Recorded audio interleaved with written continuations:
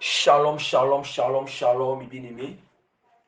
Soyez bénis dans le nom puissant de notre Seigneur et Sauveur, Jésus-Christ de Nazareth. Que la grâce du salut vraiment soit manifestée sur vous tous, mes bien-aimés. La grâce des fruits du Saint-Esprit, l'amour, la douceur, la joie, la paix, la patience, la bienveillance, la bonté, la tempérance, la fidélité, la foi, soit manifesté sur vous tous au nom puissant de Jésus-Christ de Nazareth, et que la grâce de l'humilité à l'égard de Dieu, à l'égard de nos prochains, et la grâce de l'obéissance, sans toutefois oublier encore la grâce de l'obéissance à la parole de Dieu, sans toutefois oublier de la grâce de la vie de sainteté profonde, l'intérieur et l'extérieur, vraiment qui nous donne accès pour entrer dans le royaume de Dieu, vraiment soit manifesté sur vous tous, mes bien-aimés, qui allez écouter cet enseignement, même tous les autres bien-aimés qui ne vont pas écouter, qui sont aussi répandus partout dans le monde entier, vraiment, qui sont aussi répandus partout dans le monde entier, ainsi que sur moi-même aussi, que Dieu vraiment a fait grâce, que je vienne vous enseigner ce message, que toute cette grâce, toutes ces grâces aussi soient aussi manifestées sur moi-même et sur vous tous, au nom puissant de notre Seigneur et Sauveur, Jésus-Christ de Nazareth. Et bien aimé. Donc, vraiment, bien aimé, vraiment, en toutes choses, nous devons toujours recommander notre moment d'enseignement entre les mains de l'Éternel. Parce que la parole de Dieu nous dit que dans le temps, Jésus-Christ est le commencement et la fin. Ça veut dire que c'est dans le temps, dans l'éternité, Jésus-Christ, dans l'éternité, Dieu, il n'a pas de commencement, il n'a pas de fin. Mais c'est dans le temps. Le temps, c'est quoi? Quand on parle du temps, le temps, c'est ce monde. Le temps, c'est le monde matériel. Ouais, un peu. Le temps, c'est le monde matériel. C'est voilà pourquoi on dit que le monde matériel a eu un début. Le monde matériel a un début, ça aussi une fin. Maintenant, dans ce début et cette fin, c'est juste ce qui est le commencement et la fin le commencement, le commencement et la fin du temps. Le commencement et la fin du monde matériel. Mais en réalité, quand on dit qu'on commence, ce n'est pas que dans l'éternité. Or, quand nous entrons dans la dimension de l'éternité, la dimension de la perfection de l'éternité du Seigneur ou de Jésus-Christ, nous allons constater que là-bas, dans cette dimension, il n'y a pas de commencement ni de fin. Mais c'est dans maintenant le temps. Oui, parce que la parole dit qu'au commencement, la parole dit qu'au commencement, quand on parle, au commencement, Dieu créa le ciel et la terre. Là, maintenant, c'est la dimension du temps.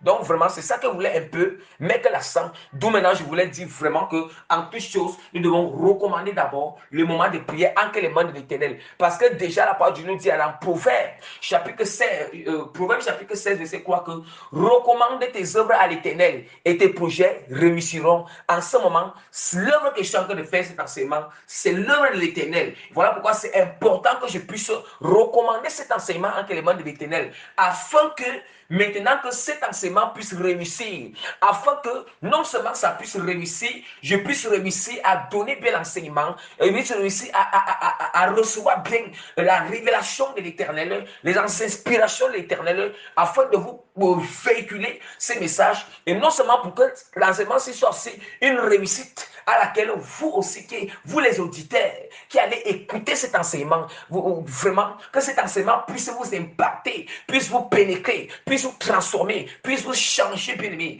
Tout ça pour la gloire de Jésus-Christ et dans le nom puissant de notre Seigneur et Sauveur, Jésus-Christ de Nazareth. Donc, sans toutefois tarder, je vais essayer déjà de vous recommander ce moment d'enseignement entre les mains de l'Éternel. Parce que le premier Dieu, c'est juste pour vous recommander. Et maintenant, donner le thème et les présentations. Père Tout-Puissant, Éternel des armées Tout-Puissant, je bénis ton Saint-Nom, Père. Je te loue, je t'exalte, Seigneur. J'exprime toute ma gratitude à ton égard. Je te remercie infiniment, Père, parce que tu m'as encore accordé la grâce de venir enseigner à ton peuple. Et encore que la grâce de enseigner à ton peuple, Seigneur. Merci, Seigneur Père, parce que tu continues à sauver les âmes partout dans le monde entier à travers nos enseignements, Seigneur, pas seulement mes enseignements, mais aussi les enseignements des d'autres serviteurs de Dieu, Seigneur Père, que tu utilises en esprit et en vérité, Seigneur.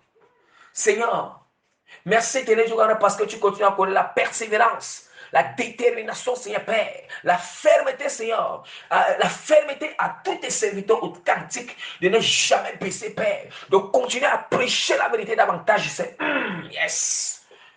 Éternel Dieu, car c'est un peu ça, Seigneur. Oh, Seigneur, Père, tu dis c'est dans ta parole. Tu es le cep et nous sommes les sarments, Seigneur Père.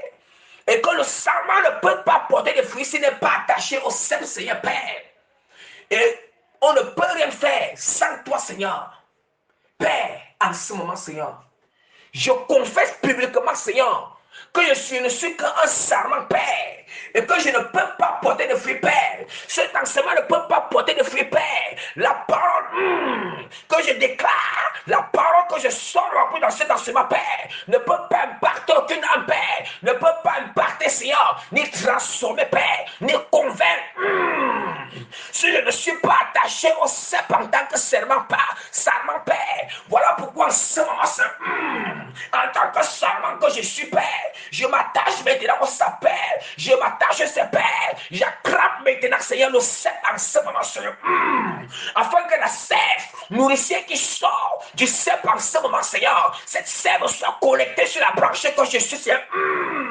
Saint-Esprit de l'Éternel, le Seigneur Père, afin que Père, la sève nourricière qui est l'inspiration, Père, le canal, Seigneur Père, Seigneur, qui est ta puissance, soit connecté sur moi en ce moment, Seigneur, pour déposer, Père, cette onction de chargement, Père, dans ces mains, Seigneur, afin que je décharge cet enseignement, Père, sur les hommes, Père, je décharge cette nourriture, Père, je décharge cette nourriture, Père, je décharge, afin que je sème maintenant, Seigneur, cette nourriture propre, Seigneur, ce soit comme une louche, Père, une louche qui est en train de puiser sur la sauce pour mettre dans le plat, Seigneur, maintenant, Seigneur, des âmes de bien-aimés, Seigneur, afin qu'elles puissent manger cette nourriture au nom puissant de Dieu, Seigneur.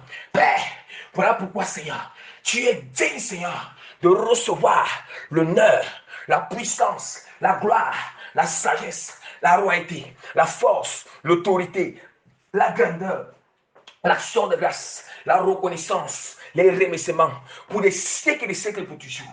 Au nom puissant de notre Seigneur Sauveur, Jésus-Christ de Nazareth. Amen.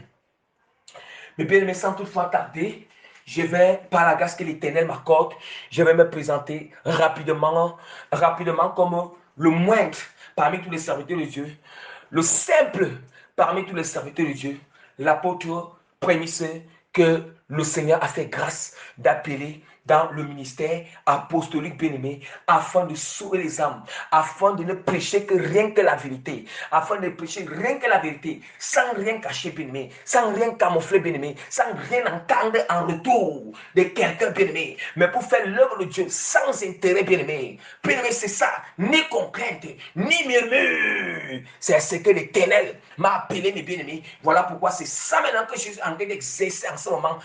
Je suis en train d'exercer cette fonction pour que les âmes maintenant vraiment soient nourries, les âmes maintenant soient bénies par la main de l'Éternel. Donc vraiment, mes bien-aimés, par le Seigneur nous a fait grâce.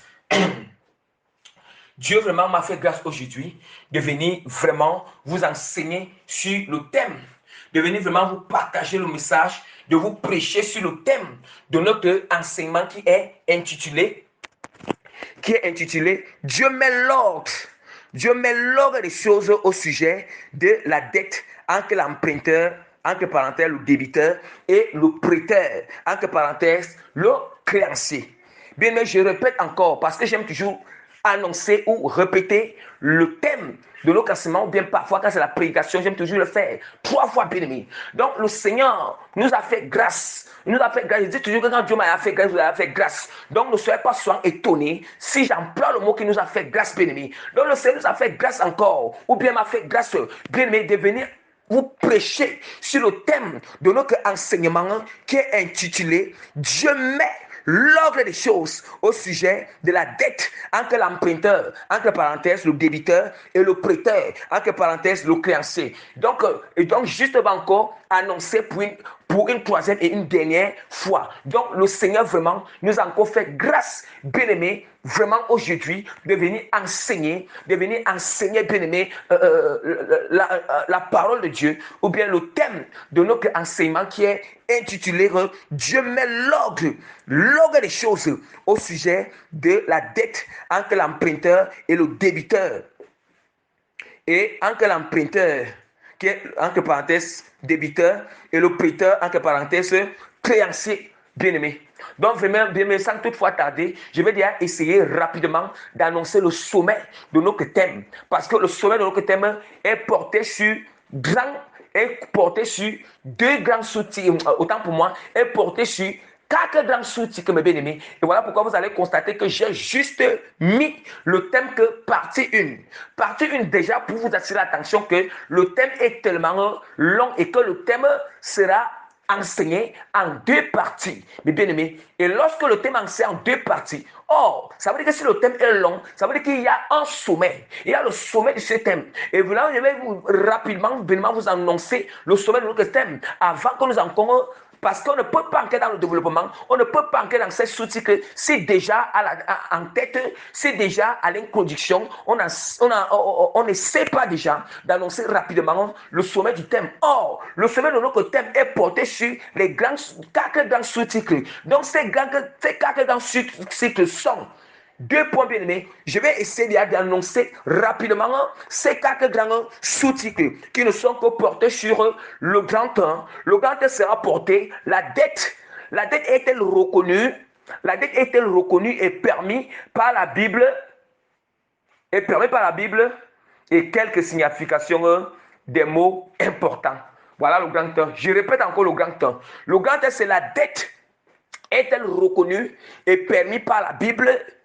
Et quelques significations des mots importants. Le grand 2 sera porté sur les obligations qu'un débiteur, entre parenthèses l'emprunteur, doit respecter vis-à-vis du créancier qui est le prêteur, et les attitudes qu'il doit avoir à son égard,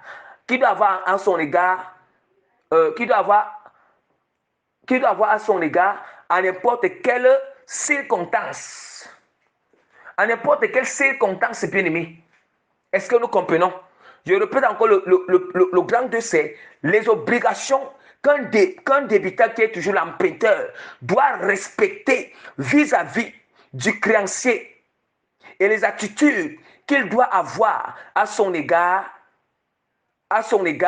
et à l'égard de Dieu à n'importe quelle circonstance. Oui, à n'importe quelle circonstance, mes bien-aimés.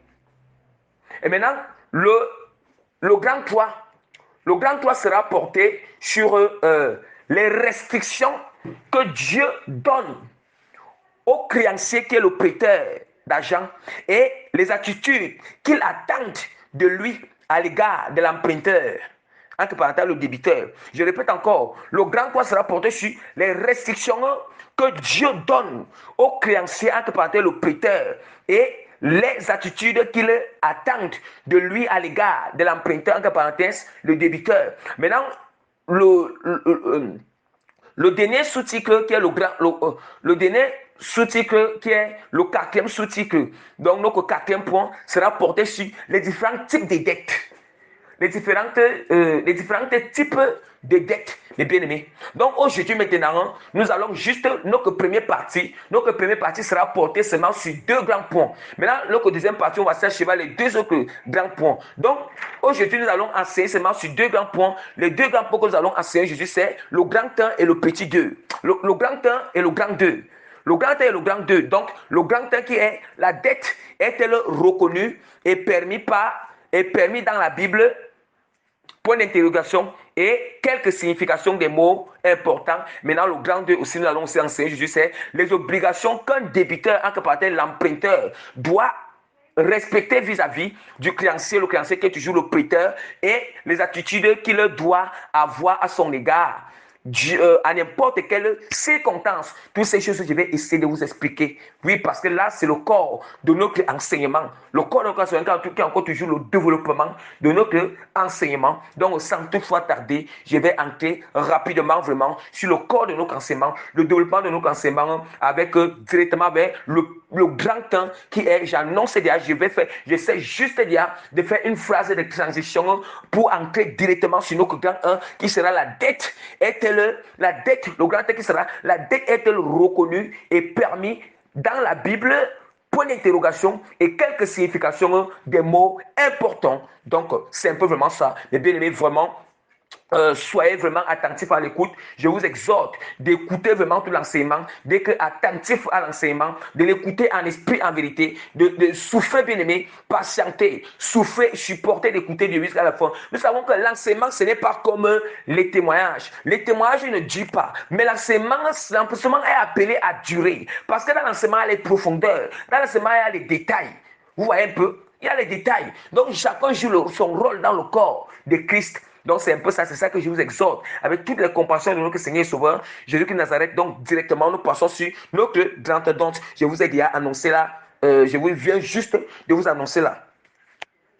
Vraiment, mes bien-aimés, vraiment, nous allons continuer avec notre enseignement pour entrer maintenant, pour entrer et débuter avec le développement ou le corps de notre enseignement, de notre grand thème qui n'est qu'intitulé, notre grand thème de la partie 1, qui n'est qu'intitulé sur Dieu met l'ordre des choses au sujet de la dette entre l'emprunteur, entre parenthèses, le débiteur, et le prêteur, entre parenthèses, le créancier. Et maintenant, nous allons entrer sur notre petit 1, notre grand thème bénévent, notre grand thème de notre sous-titre, de notre premier sous-titre, de notre grand thème, qui n'est grand thème qui est porté sur la dette. La dette est-elle reconnue et permise par la Bible et quelques significations des mots importants. Je répète encore, tel que vous avez vu, comme j'ai écrit, juste en haut, le Dieu que je suis en train de ici, que sur le grand que la dette est-elle reconnue et permise dans la Bible? Point d'interrogation et quelques significations des mots importants. Bien aimé, nous allons d'abord commencer avec les significations d'abord des mots très importants avant même déjà de dire si la dette est permise par la Bible. Oui, parce que notre sous-titre, le grand 1 là, est porté, ça veut dire que ça porte, c'est comme si ça portait deux sous-titres. Voilà pourquoi nous allons voir qu'il y a une conjonction de coordination et qui joue un peu un rôle de connotation de connotation ou de liaison entre la dette. La question, la dette est-elle reconnue et permise par la Bible et quelques significations des mots profonds. Mais là, maintenant, je vais déjà essayer d'entrer sur les significations des mots profonds. Oui, sur les significations des mots profonds. Donc, ça sera comme le petit 1. Petit 1, quelques significations des mots profonds. Nous allons rapidement... bien-aimé, on va d'abord commencer avec la dette parce qu'il y a 3 mots, bien-aimés, que j'ai juste ressortis pour expliquer aux bien-aimés, pour que les bien-aimés comprennent, parce que c'est très important. On ne peut pas enseigner déjà sur le thème de quelque chose et que s'il y a certains mots à l'intérieur que certains bien-aimés n'arrivent pas à comprendre, qu'est-ce que signifie débiteur, qu'est-ce que signifie créancier, vraiment ils ne vont pas bien comprendre l'enseignement, ils ne vont pas bien comprendre la signification ou la portée de l'enseignement bien-aimé. Parce que chaque enseignement doit avoir une portée. Oui, une portée. Une portée parce que l'enseignement a toujours, ça veut dire que ça a toujours l'origine, d'où est-ce que ça sort. Maintenant, la portée, c'est là où la chose peut se déposer. C'est là où ça peut se déposer. C'est là où ça peut se déposer, c'est ça la portée. Oui, c'est ça la portée. Or, la portée, le rôle de la portée, ça concerne ceux qui écoutent. Maintenant, il faut que ces coucous, ils comprennent cette portée. Aussi, ils ne comprennent pas la portée. Ça veut dire que l'enseignement a enfin. Mais pour que l'enseignement ne soit pas enfin, il faut maintenant que celui qui enseigne maintenant, il prend soin, il utilise la salle de l'éternel pour expliquer bien les choses. Voilà pourquoi vous avez écouté mes enseignements durs, toujours parce qu'il faut que j'explique bien les choses. Donc, directement, nous allons d'abord donner la signification de la dette d'une manière spirituelle. Mais qu'est-ce que signifie la dette? La dette, c'est un agent. La dette, c'est un agent, un objet ou une chose qu'une personne doit à une autre. C'est ça d'une manière très simple. D'une manière très simple. Bien, mais qu'est-ce que signifie la dette encore? Je répète, la dette, c'est un agent, un objet ou une chose qu'une personne doit à un autre, à une autre, autant pour moi, à une autre personne. C'est ça qui signifie la dette. Or, quand on dit que la dette, je répète encore la troisième fois, la dette c'est un agent, virgule, un objet ou une chose qu'une personne, qui doit, le débiteur, qu'une personne entre parenthèses, débiteur, doit à une autre, qui est cette autre personne? C'est le créancier. Alléluia. Bien-aimé, voilà ce que signifie la dette d'une manière très simple. On ne fait pas les acrobaties. On ne va pas. Donc, c'est très simple. Maintenant, nous allons passer sur un deuxième mot à définir. Deuxième signification d'un autre mot. La signification du deuxième mot, c'est quoi? Justification du deuxième. Nous n'avons que par la dette déjà, par la définition de la dette, on a sorti débiteur et créancier. Ça veut dire que c'est la succession. La succession. Il faut d'abord donner la signification des dettes. Maintenant, dans la dette, il y a deux mots qui ressortent, qui sont importants à l'intérieur. Il y a le débiteur et le créancier. Et c'est par là maintenant que je retire encore les deux autres mots, la débiteur et créancier, afin de donner la signification. Alléluia, bien-aimé. Alléluia. On acclame d'abord pour Jésus-Christ, bien-aimé. Bien-aimé, et nous allons voir qu'est-ce que signifie débiteur. Le débiteur, c'est d'abord l'emprunteur. Est-ce que nous comprenons? Le débiteur, il est encore appelé emprunteur. Le débiteur est encore appelé emprunteur. Qu'est-ce que signifie débiteur ou emprunteur alors? C'est une personne qui doit de l'argent à quelqu'un. Voilà. C'est une personne qui doit de l'argent à quelqu'un. Dans un autre terme, dans un autre sens, c'est encore une personne qui a une dette à rembourser. Ou bien c'est une personne qui a emprunté de l'argent. C'est ça que signifie débiteur ou emprunteur. Débiteur ou emprunteur signifie une personne qui doit de l'argent à quelqu'un ou à une autre personne. Ça signifie que c'est encore une personne qui a une dette à rembourser. Ou encore, c'est une personne qui a emprunté de l'argent. C'est ça qui signifie débiteur. C'est ça qui signifie débiteur. C'est ça qui signifie débiteur. Le débiteur encore qui est encore appelé emprunteur. Et je vous ai donné la signification. Maintenant, nous allons passer sur le troisième mot, à donner la signification profonde par la grâce que l'Éternel nous accorde. Si vous me le permettez, de continuer, je le continue vraiment par la grâce de Dieu et par votre coopération bien-aimée et par votre humilité bien-aimée et par votre vraiment, je dis quoi? Donc c'est un peu ça, à mon égard. Tout ça pour la gloire de Christ. Donc maintenant nous allons donner la définition aussi, ou bien la signification du prêteur. Le prêteur qui est encore appelé le prêteur ou créancier. Oui, le prêteur ou créancier bien-aimé. Le prêteur ou créancier ou encore créditeur. Créditeur. Vous voyez un peu? Or, c'est une personne, le prêteur ou encore appelé créancier, c'est une personne à qui on doit de l'argent. Est-ce que nous comprenons? C'est une personne à qui on doit de l'argent ou encore une personne qui octroie un prêt de l'argent à quelqu'un, un prêt de l'argent ou de quelque chose à celui qui demande le prêt ou qui veut emprunter. Bien, est-ce que nous comprenons?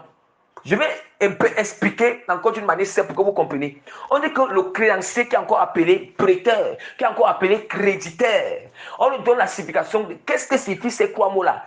Créditeur qui est encore appelé prêteur, prêteur qui est encore appelé créancier. On dit que c'est une personne qui doit de l'argent. Ça veut dire que tu dois de l'argent à une personne lorsque c'est une personne à qui, autant pour moi, c'est une personne à qui on doit de l'argent. Ça veut dire que si toi maintenant, en ce moment-là, il y a quelqu'un qui te doit de l'argent, là maintenant, Là, s'il y a quelqu'un qui te doit l'argent, là, bien, mais qui vont écouter, là maintenant, ça veut dire que tu es comme son prêteur, tu es comme son créditeur. Est-ce que vous entendez un peu là? Ou bien on dit encore que, ou encore, c'est une personne qui octroie de l'argent, ça veut dire que qui octroie, qui a prêté. Octroyer, c'est prêter de l'argent. Qui a prêté de l'argent. Hein? Oh, une personne qui octroie, c'est prêter. Qui a prêté, ça peut être l'argent, ça peut être une chose, ça peut être un objet, ça peut être une chose quelconque que tu as prêté ou que tu as emprunté. Tu as prêté ou que c'est comme ça. Donc tu as prêté à une personne qui t'a demandé le prêt ou qui veut emprunter. Une personne qui t'a demandé un prêt ou qui veut emprunter de quelque chose de toi. Alléluia.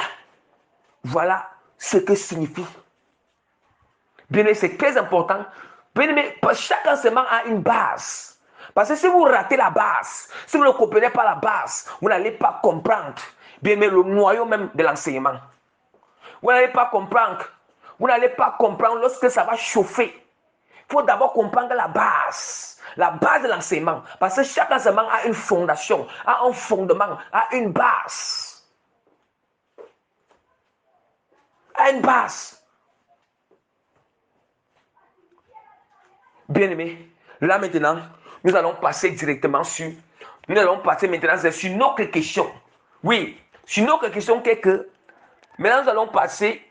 Nous sommes sur notre grand O. Maintenant, nous passons sur le petit 2, qui est la dette est-elle reconnue et permise par la Bible? La dette est-elle reconnue et permise par la Bible? Il y a bon nombre de personnes qui sont confuses aussi par rapport à ce sujet, par rapport à cette question.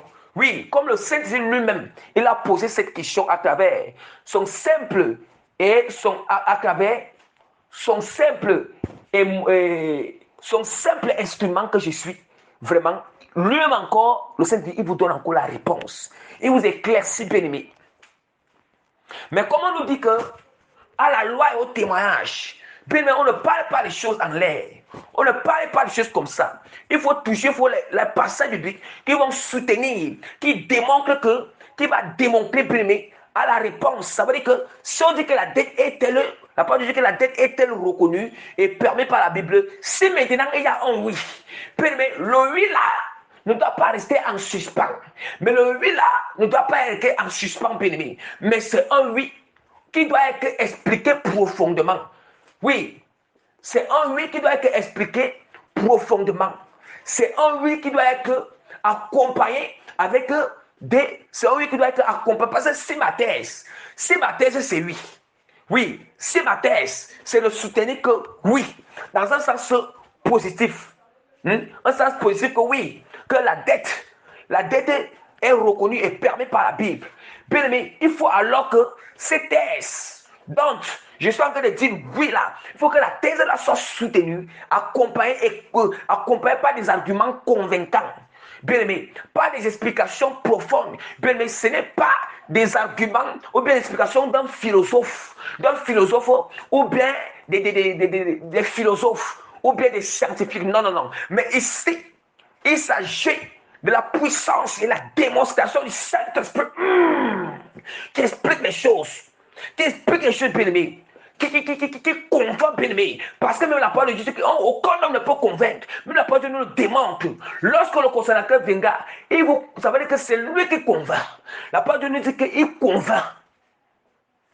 La parole n'a pas dit qu'un homme convainc, mais c'est le Saint-Esprit qui convainc par la démonstration de sa puissance et sa manifestation. Et la parole de Dieu nous dit encore que la parole de Dieu ne consiste pas seulement en parole, mais en puissance. Yes! Mais en puissance. Ça veut dire qu'il faut que lorsqu'on écoute la parole, il faut que la puissance soit accompagnée. La puissance a sorti cette parole. Et cette puissance, la manifestation de cette puissance et l'impactation, c'est que tu sens que l'enseignement a pénétré le cœur. Tu sens que l'enseignement a touché. Tu sens que le Saint-Esprit t'a convaincu. Tu sens que le Saint-Esprit de l'Éternel, il gît dans la conscience. Il gît dans ta conscience que tu dois te repentir, bien-aimé. Que tu dois te repentir. que tu dois te repentir, que tu dois revenir au Seigneur, tu dois t'aligner avec le Seigneur. C'est ça qu'on appelle convaincre. C'est ça qu'on appelle que le Saint-Esprit démontre sa puissance à travers la parole de l'enseignement. Alléluia, bien-aimé. Alléluia. Bien-aimé, nous allons ouvrir ces passages bibliques qu'on a parlé de nous à la loi et au témoignage. La parole de Dieu que celui qui s'appuie sur cette pierre angulaire ou encore ce rocher, bien-aimé, il ne sera pas confus. Bien-aimé, la parole de Dieu nous dit, yes. La parole de Dieu nous dit qu'il buvait sur le même rocher qui était Christ. Est-ce que nous comprenons? Donc, il buvait sur un même rocher qui était Christ. On doit comprendre que si on ne s'appuie pas sur ce rocher, on ne s'appuie pas sur cette parole, on ne s'appuie pas, bien-aimé, sur cette pierre angulaire, on sera confus, bien-aimé. Et voilà pourquoi c'est cette pierre angulaire qui va venir éradiquer la confusion dans l'esprit des gens, éradiquer, bien-aimé, éradiquer l'erreur dans l'esprit des gens. Oui, alléluia. Bien-aimé, acclamons d'abord Jésus-Christ. Nous acclamons Jésus-Christ. Alléluia, bien-aimé. Alléluia. Bien-aimé, ouvrons rapidement la parole de l'Éternel. Ouvrons rapidement la parole de Dieu dans Matthieu chapitre 5, verset 42. Bien-aimé, verset 42. Je lis au nom puissant de Jésus-Christ de Nazareth, bien-aimé. Je lis avec puissance, autorité, du nom de Jésus-Christ de Nazareth. Donne. La parole dit que donne à celui qui te demande et ne te détourne pas de celui qui veut t'emprunter, celui qui veut emprunter de toi. Bien, mais tu parles là. Écoutons très bien. Bien, écoutons très bien. Ici, les deux témoins vont confirmer que la parole de Dieu même aussi, la parole de Dieu reconnaît la dette et permet même la dette. Écoutons très bien. Et reconnaît la dette et permet la dette. Mais au fil de notre enseignement, il faut que les choses seront organisées, seront ordonnées alors. Quand la parole de Dieu permet et reconnaît la dette là, il faut alors que les choses soient ordonnées. Mais bien aimé, attention. Attention, bien aimé.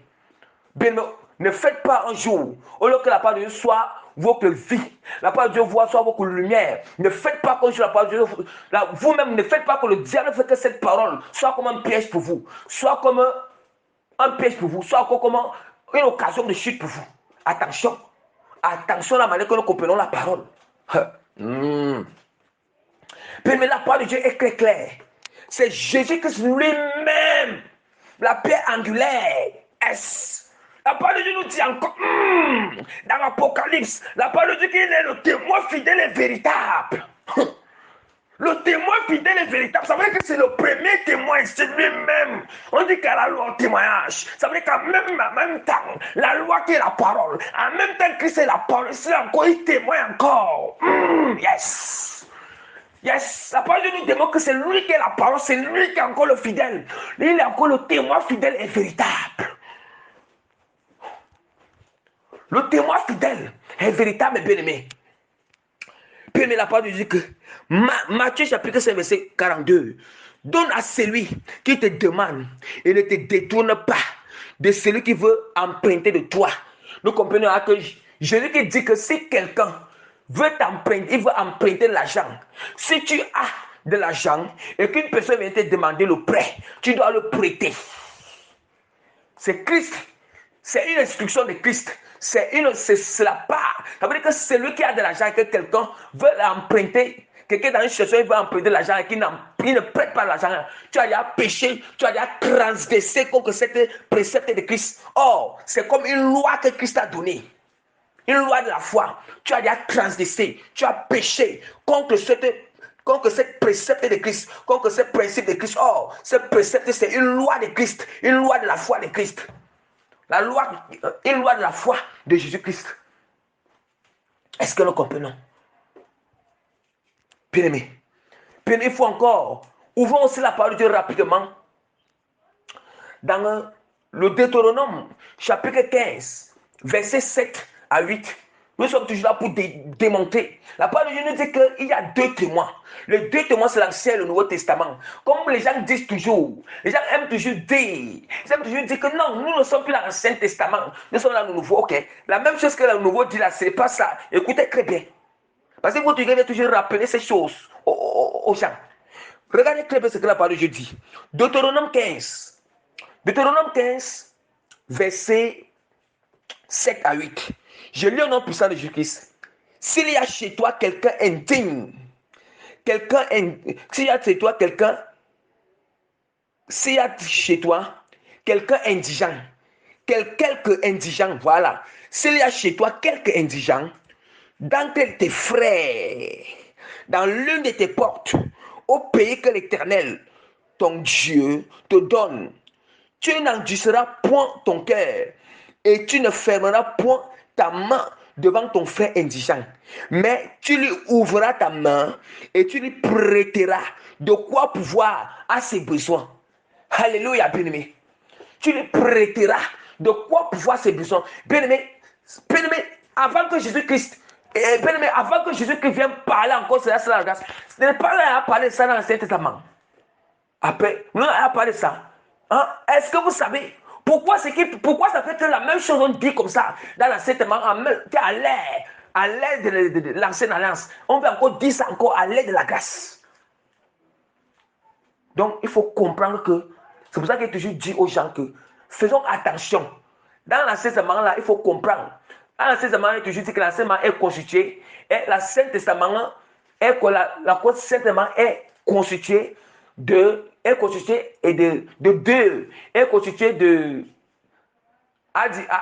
constitué de 2 types de lois. Il y a ce qu'on appelle la loi permanente et la loi, on a ce qu'on appelle la loi permanente et la loi temporelle.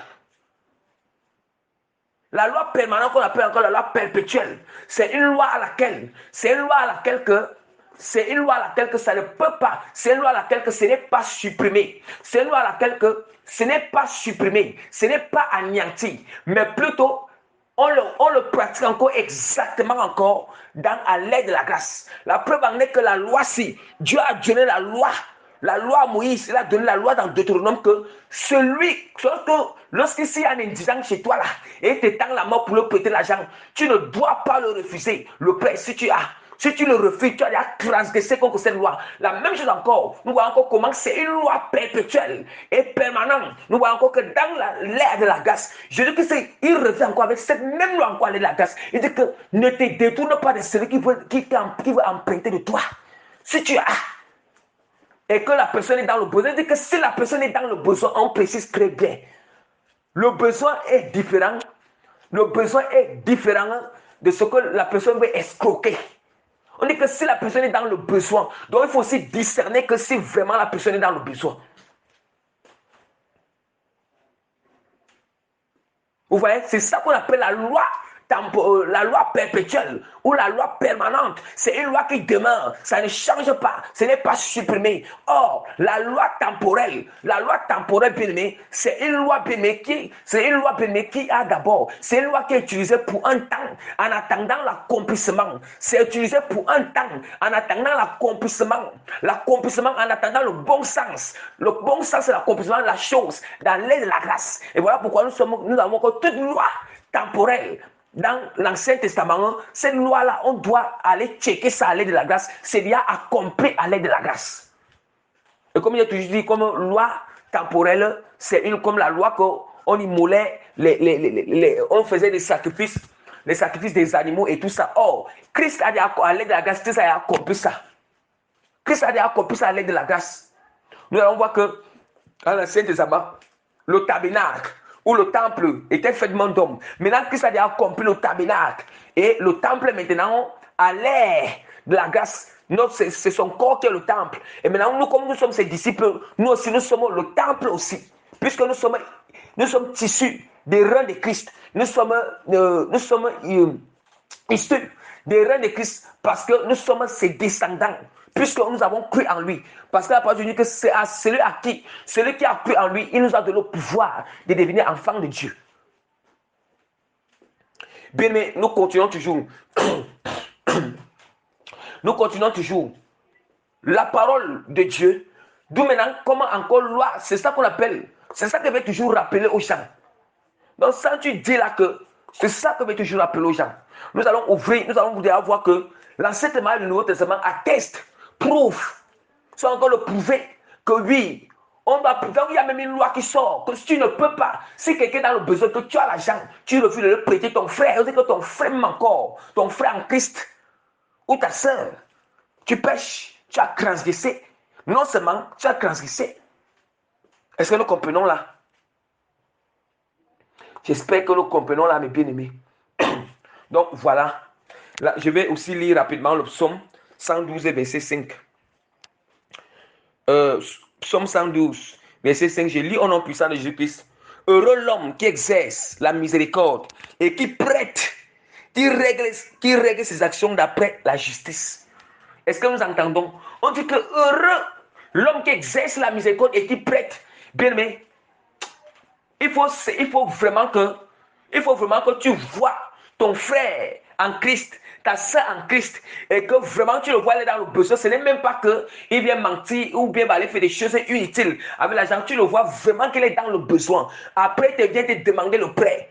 Après, tu as l'argent, tu refuses de le prêter, bien aimé. Tu refuses de le prêter cet argent. Je te dis en vérité, tu n'as même pas un peu la miséricorde en toi. Tu n'as même pas un peu l'amour en toi. La parole de Dieu est très claire dans Jacques. La parole de Dieu est très claire. La parole de Dieu est très claire. La parole de Dieu est très claire même dans les pics de Jacques. Mais bien aimé, il précise bien. Il précise bien que bien aimé, n'aimez pas seulement en parole, mais aimez aussi en acte. Hein? La parole de Dieu est encore dans les pics de Jacques. Si quelqu'un vient et te dit que j'ai faim, j'ai tel, je manque de ceci. Après, tu dis à la personne que Dieu te bénisse, réchauffe-toi à tout ça. Mais quand tu as quelque chose, tu pouvais l'aider et tu ne fais pas ça. Ça veut dire que ta foi est morte. Ta foi est morte. Et la parole dit que c'est lui qui sait faire du bien, qui ne le fait pas.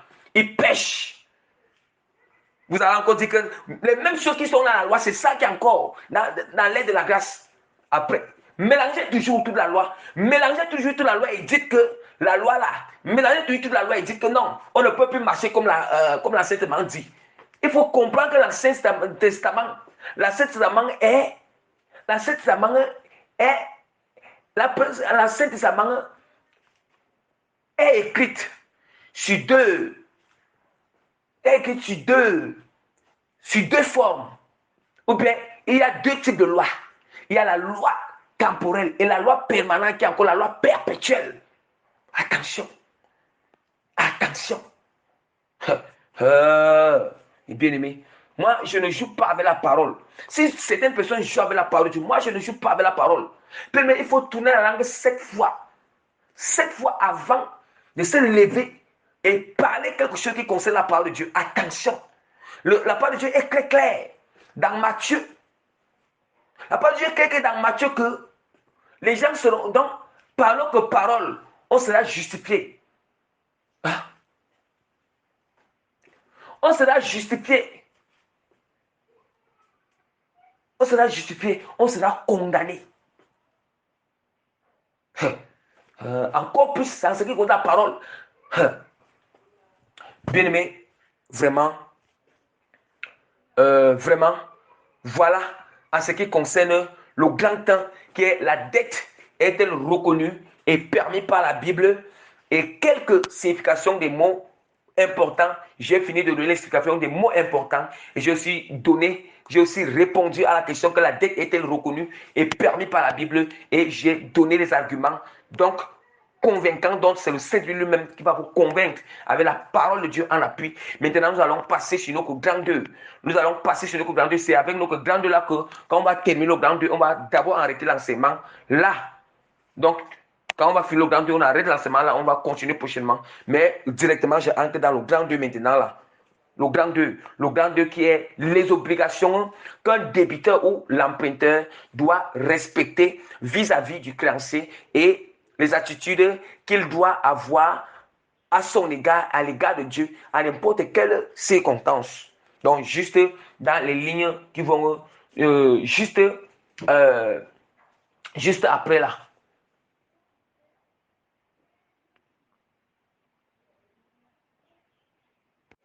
Donc, vraiment, mes bien-aimés, nous continuons avec, toujours avec notre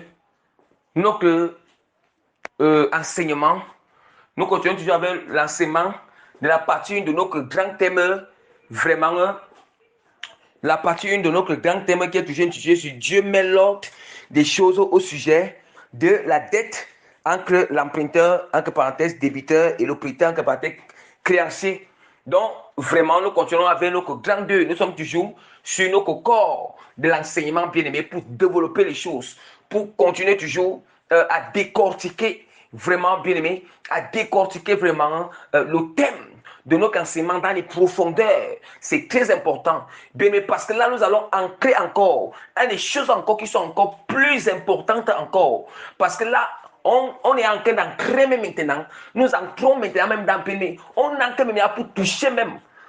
Pour toucher même bien aimé, le noyau même, ou bien pour toucher même le centre de gravité même, ou bien pour toucher bien aimé vraiment la bisectrice. Oui, nous sommes, c'est ça, donc, on part dans le centre pour toucher soit le noyau, pour toucher bien aimé même, pour toucher le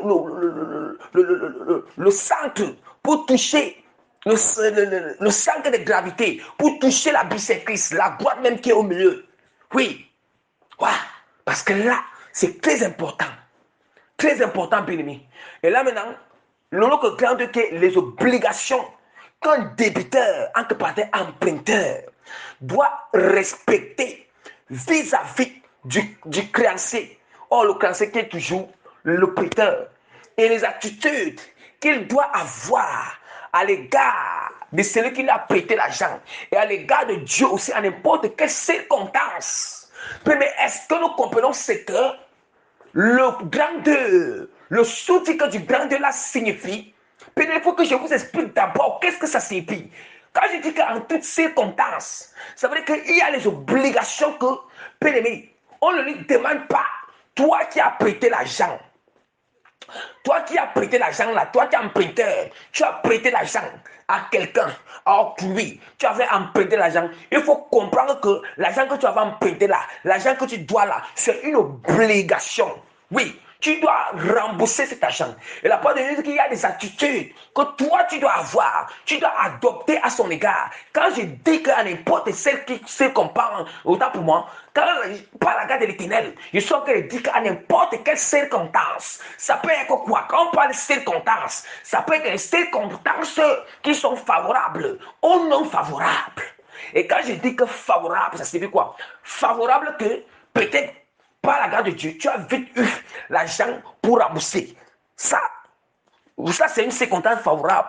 Maintenant, dans d'autres cas, il y a des circonstances non favorables. Les circonstances non favorables sont des circonstances à laquelle tu n'as pas vite eu de l'argent, ou c'est compliqué pour toi pour avoir cet argent, pour rembourser la dette.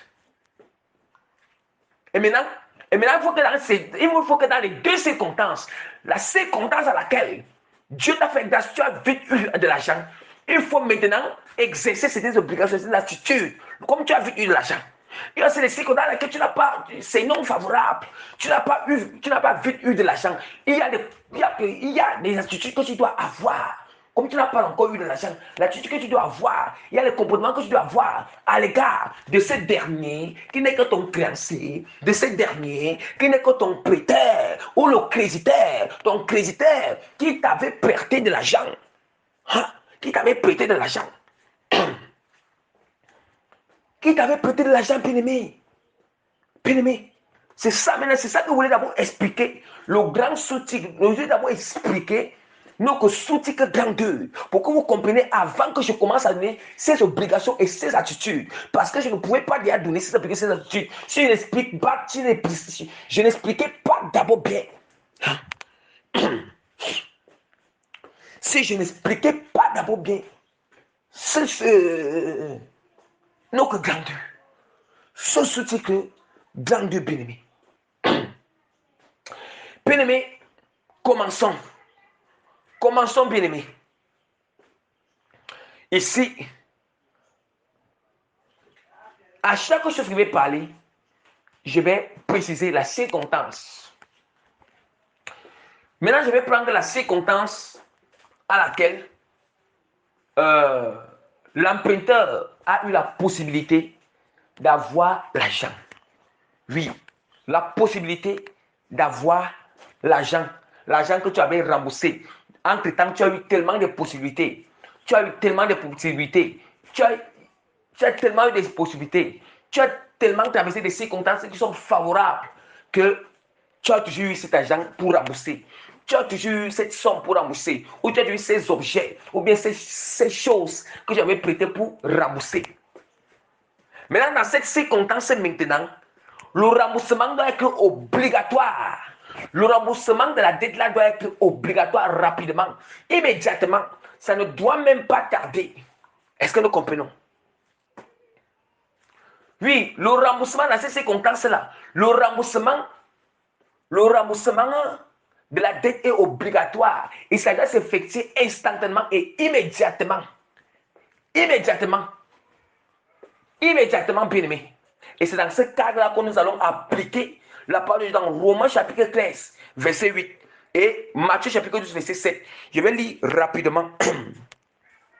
Je vais lire rapidement Romains chapitre, Romains chapitre 13, verset 8. Ne devez rien à personne, si ce n'est de vous aimer les uns les autres, car celui qui aime les autres a accompli la loi. La parole dit que ne devez rien à personne. Donc ça veut dire que c'est un ordre. Là maintenant, tu as eu la possibilité, tu as eu l'argent que tu peux rembourser. Il y a la possibilité. C'est favorable. La circonstance est favorable. Mais tu as eu l'argent, bien aimé. Et maintenant, là, c'est obligatoire directement. Il faut te s'acquitter. Il faut te s'acquitter, bien aimé. Libère-toi immédiatement. Libère-toi et rembourse l'argent d'autrui. Rembourse l'argent d'autrui parce que nous avons constaté qu'il y a eu certaines personnes. Lorsqu'il il a prié Dieu, Seigneur, aide-moi, Dieu a de l'argent pour rembourser. Mais lorsqu'il a eu cet argent-là, bien aimé, il ne veut plus rembourser la dette. Il ne veut plus faire comme ça. Vous l'appelez la malédiction dans vos vies. Hein? Tu ne veux plus rembourser la dette. Et là maintenant, lorsque tu as eu cette possibilité de rembourser, que tu n'as pas remboursé la dette, tu vois maintenant, là, tu tombes sous le jugement de Romains. Romains chapitre 13, verset 8. Parce que là, tu as fait exprès qui dit que ne devait rien à quelqu'un. Et là, maintenant, tu as eu cette possibilité, mais tu n'as pas remboursé. Mais là, ça arrive que tu es sur cette loi que tu es en train de devoir à la personne. Tu es sur cette loi que tu es en train de devoir à la personne. Bien, mais même quand je vais parler les types lorsque je vais parler des types les types de dettes là, je vais aussi parler, je vais aussi dans le point 4, le grand 4, je vais aussi associer les conséquences des dettes non payées à l'intérieur et là-bas. Mais ça sera dans la partie 2 que je vais enseigner prochainement, pas aujourd'hui. Bien aimé, voilà d'abord le premier tiret sur le grand ticket, le grand 2. Premier tiret, le remboursement de la dette est obligatoire et ça doit se faire immédiatement lorsqu'il y a eu possibilité que tu as eu de l'argent. C'est dans le cas où c'est une circonstance favorable. Je vais vous expliquer ce qui signifie la circonstance favorable. Et maintenant, nous allons aussi lire rapidement Matthieu chapitre 12, verset 7 qui dit que vous ne, si vous aviez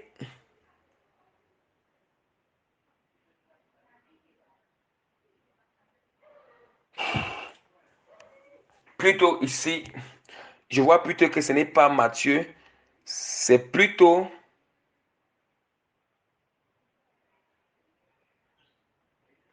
c'est plutôt Matthieu, au lieu de Matthieu chapitre 1 verset 7, c'est plutôt Matthieu chapitre 7 verset 12. Vous comprenez un peu? Donc je m'excuse sur ce point. Vous allez modifier comme ça. C'est Matthieu chapitre 7 verset 12 qui nous dit que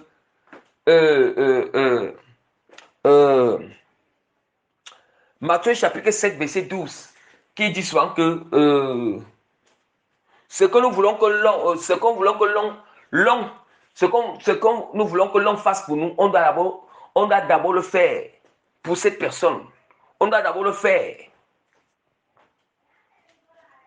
On doit aussi le faire. Hein?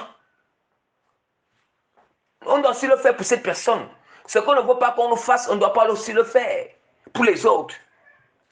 Ce qu'on veut que l'on nous fasse, on doit le faire pour les autres. Ce qu'on ne veut pas que l'on nous fasse, on ne doit pas aussi le faire pour les autres. C'est la même manière. Imagine que toi là maintenant, tu as prêté l'argent, c'est une personne. Hein? Tu as prêté l'argent, c'est une personne. Après maintenant, tu as eu la possibilité de lui rembourser. Comme tu ne rembourses pas là, toi-même, est-ce que tu aimerais qu'on te fasse comme ça? Tu as prêté l'argent. Si toi-même tu avais prêté l'argent à une personne, après maintenant la personne a eu l'argent, ne veut pas te rembourser, est-ce que tu aimerais qu'on te fasse ça?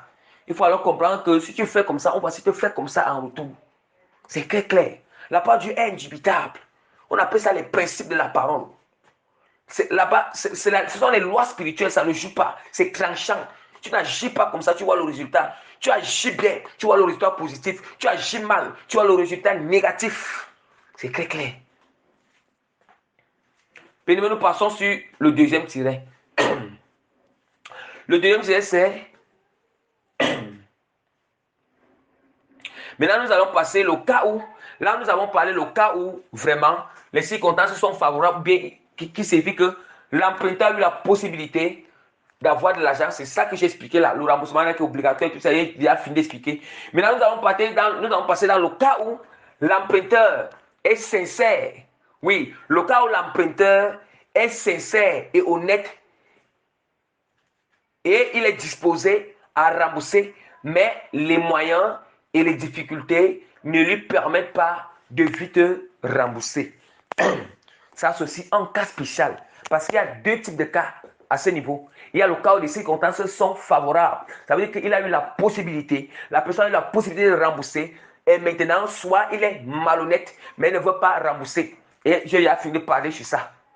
Maintenant, il y a un autre cas, une autre possibilité, il y a un autre cas qui a encore une circonstance non favorable. Et dans cette circonstance, ça veut dire que la personne, en réalité, l'emprunteur ou bien la personne qui avait demandé le prêt, la personne là, il est honnête. C'est une personne, il est sincère, il est honnête, il est disposé à rembourser, il est disposé même à rembourser l'argent au cas où il avait cet argent, mais les moyens et les difficultés ne lui permettent pas de vite rembourser.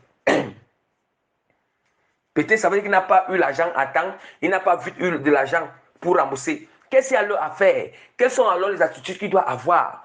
Oui, voici maintenant les attitudes que je dois maintenant, vous devez connaître. Pour ceux qui sont vraiment dans cette situation, qui savent qu'ils doivent d'énormes dettes aux gens, que ce soit des petites dettes, que ce soit des grandes dettes aux gens, et que là, il est coincé. Il ne connaît pas comment rembourser. Il ne connaît pas comment. Voici l'attitude que vous devez avoir. Je suis bien précisé. J'ai bien précisé que ici, je ne parle pas de quelqu'un qui est malhonnête. Ou bien, je ne parle pas de quelqu'un même qui n'a même pas fait l'effort. Ou quelqu'un qui est malhonnête, qui n'a même pas fait l'effort, qui ne pense même pas, qui ne se soucie même pas de rembourser la dette d'autrui. Mais je parle ici d'une personne que non seulement il est honnête, il est sincère, il est disposé, et il se soucie qu'il doit rembourser la dette d'autrui, que s'il a l'argent là, il rembourse. Et que bon, là, il n'a pas encore eu les moyens, il y a les difficultés et ça ne le permet pas qu'il rembourse vite l'argent qu'il doit. Voici maintenant l'attitude que ces gens-là doivent avoir pour ceux qui se retrouvent dans cette situation. Parce que c'est pour ça que Dieu a permis que je puisse venir enseigner. Parce que enseigner ça, afin que vraiment ça va vous aider, afin que ça vous aide mieux encore à chercher Dieu, mieux encore à être connecté, en paix avec l'Éternel. Savoir comment faire en attendant que vous puissiez rembourser ces dettes. Bien, mais je vais déjà préciser quelque chose. Lorsqu'on nous parle de créanciers, on nous parle de créancier qui est le prêteur et de débiteur qui est l'emprunteur. L'emprunteur, c'est lui qui emprunte de l'argent, c'est lui qui a demandé le prêt. Et maintenant, le prêteur, c'est lui qui octroie le prêt. Voilà. C'est lui qui octroie le prêt, qui a donné de l'argent à celui qui vient emprunter.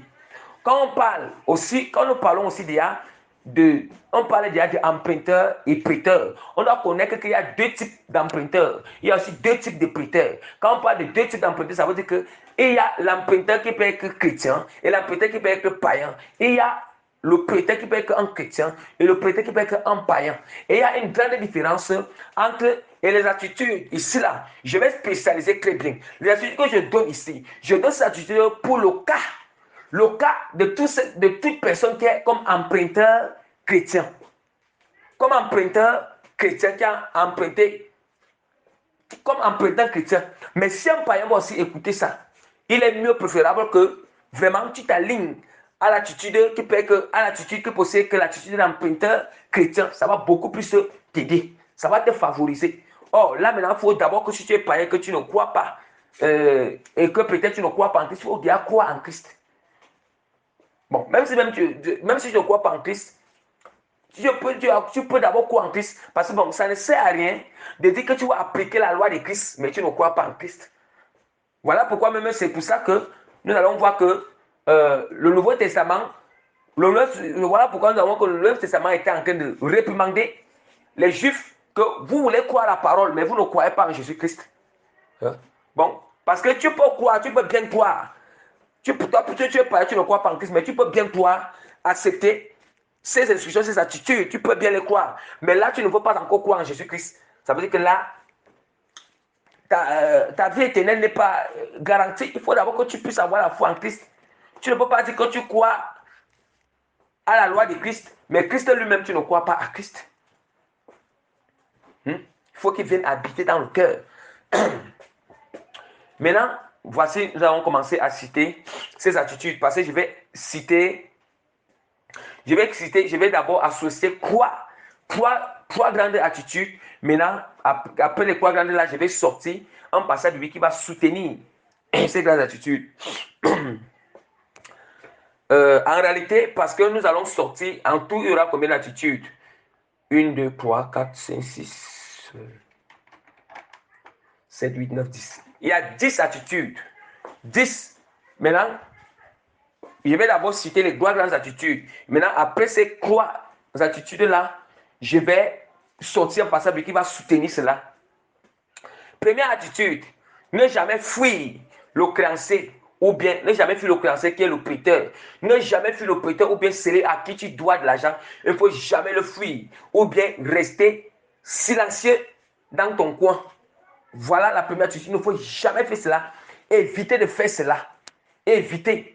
Or, ici, ça veut dire que si tu sais que la dette que tu veux de l'argent, le jour que tu veux de l'argent, c'est arrivé, tu n'as pas eu de l'argent, que dès que tu le vois loin, tu fuis. Tu as encore le fuir partout. Les gens qui font souvent que non.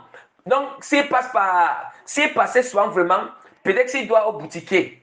Il devait au boutiquier, il était parti prêter les choses sur le boutiquier. S'il passait souvent devant la route du boutiquier là.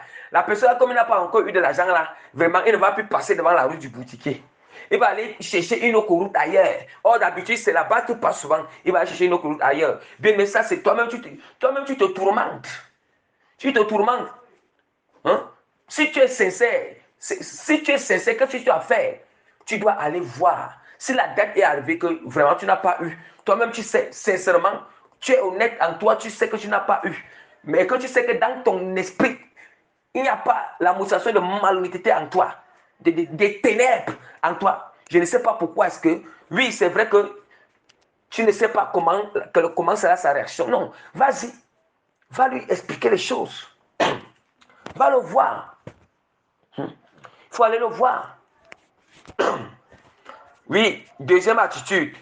Il faut obligatoirement aller voir le créancier. Voilà ce qu'il disait. Il faut obligatoirement aller voir le créancier ou bien celui à qui tu avais prêté l'argent.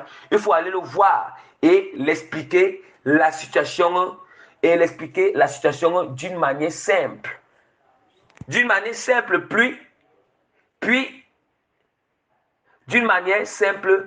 puis vous devez trouver un terrain d'entente. Hein? Tu dois trouver un terrain d'entente avec lui et la paix.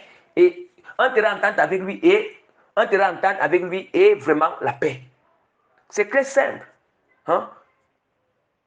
Si vraiment, ça peut être que tu as prêté des trucs dans la boutique, ou bien tu avais prêté l'argent quelque part, que ce soit un païen, que ce soit un frère en Christ. Si tu n'as pas eu bien, va voir.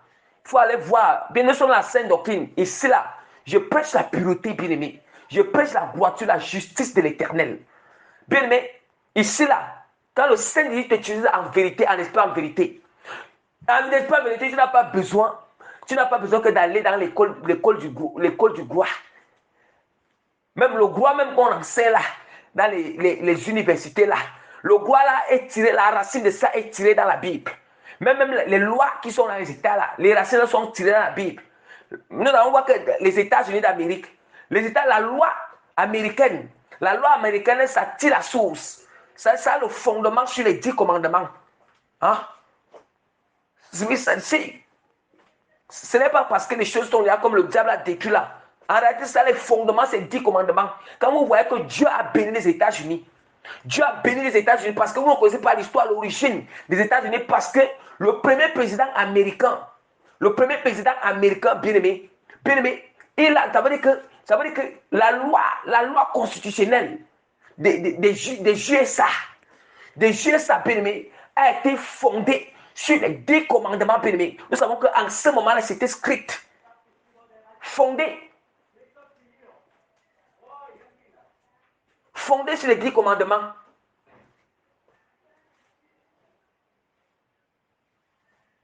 Donc, on doit comprendre comme ça. Et nous allons voir que, à partir de là maintenant, vous voyez, et voilà pourquoi Dieu avait permis que les États-Unis soient comme un pays, soit comme les USA, soit comme une vitrine de tous les autres peuples. Or, quand les USA, le diable n'avait pas encore corrompu les USA, donc les États-Unis, nous allons constater que les autres pays là, parce que les autres pays, ils marchaient aussi dans la voiture. Mais lorsque le diable a corrompu les États-Unis, nous avons vu maintenant que les autres pays aussi, ils ont commencé à copier des choses d'abomination. Hein, que des lois que les États-Unis, ils ont voté contre les lois de Dieu qui étaient au départ. Est-ce que nous comprenons? Donc c'est pour vous dire que même le vrai, ça veut dire que c'est pour vous dire que lorsque tu marches la sainte doctrine, tu es un serviteur de Dieu. Le Saint-Esprit t'enseigne la loi. Ça veut dire que il t'enseigne la loi, tu n'as pas besoin d'aller à l'université de magistrature. Le Seigneur va t'enseigner bien la loi, bien-aimé. La loi, parce que toutes ces lois-là ont tiré source dans la parole de Dieu. Alléluia. Alléluia, mes bien-aimés. Bien-aimés, nous continuons toujours. Mais j'ai dit que maintenant, il faut aller voir la personne. Maintenant, éviter maintenant. Deuxième tiret, les attitudes que tu dois avoir, mais tu ne dois pas avoir. Il doit évite de gronder. Si tu allais voir la personne et que la personne là, il t'a mal parlé, il ne s'est pas bien manifesté. Il a pris ça mal. Comme tu allais demander vraiment de patienter et tout ça, tu allais le voir. Même si c'est qu'il dit quoi, bien, mais tu ne dois pas le gronder. Évite de le gronder. N'utilise pas un ton arrogant, un ton orgueilleux, hein, un ton méprisant à son égard. Quelle qu'en soit sa réaction, tu ne dois pas utiliser cela. Voilà, les trois attitudes que je viens de donner là, je vais sortir un passage biblique qui va regorger maintenant, vraiment, qui va regorger bellement ces trois attitudes, parce qu'il y a encore deux que je suis à citer, mais je vais d'abord sortir la parole de Dieu. Je vais d'abord sortir la parole de Dieu rapidement. Je